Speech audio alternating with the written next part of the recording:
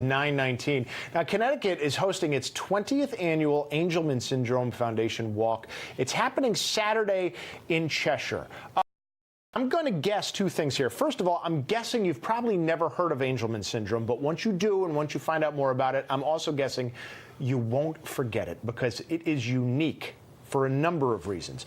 Joining me now to talk about it, I'm happy to have researcher Dr. Stormy Chamberlain along with Jim Kibitza, who's on the board of directors for the Angelman Syndrome Foundation. He, along with his wife, are the walk coordinators for the Connecticut Walk, so he'll be there on Saturday along with his son Cole, who has Angelman syndrome. A pleasure to meet you both. Glad to have you. Thanks for having us. Dr. Chamberlain, yeah, I did a story many years ago on Angelman syndrome and didn't get to meet you at the time. I got to talk to one of your co-researchers, Dr. Mark Lalonde. But please tell us just what Angelman syndrome is, why it's so unforgettable.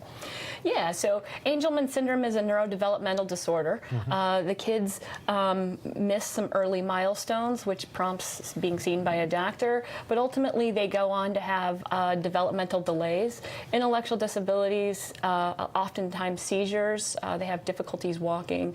You know, the stuff that normal kids do, they struggle with, and so it's really a tough disease. But it's one of many neurodevelopmental disorders, and this one's caused by the loss of one specific gene. So it's kind of a nice disorder because we have a handle on it in terms of trying to understand how it works and maybe how to fix it. Yeah, a lot of the people who suffer from Angelman syndrome are disabled, but there's and I don't want to focus too much on this, especially Jim. There's a specific quality that they have. They're always very happy. They're almost like little angels too. Yeah. Tell me about Cole. Sure. So very happy demeanor, absolutely. So he's always happy. Yes. It's definitely a positive thing, but sometimes not so positive because he doesn't know how to say that he's hurt or anything like that. Yeah. So it could always come off as not being seen the right way. But yeah, so very happy. Always a pleasure to see. Always a smile on his face.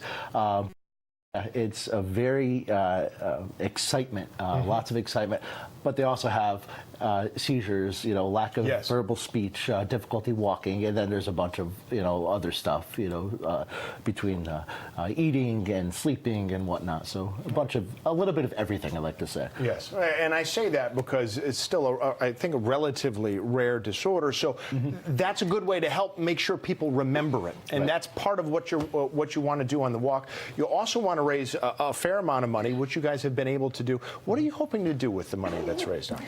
Yeah, so the Angelman Syndrome Foundation supports family support.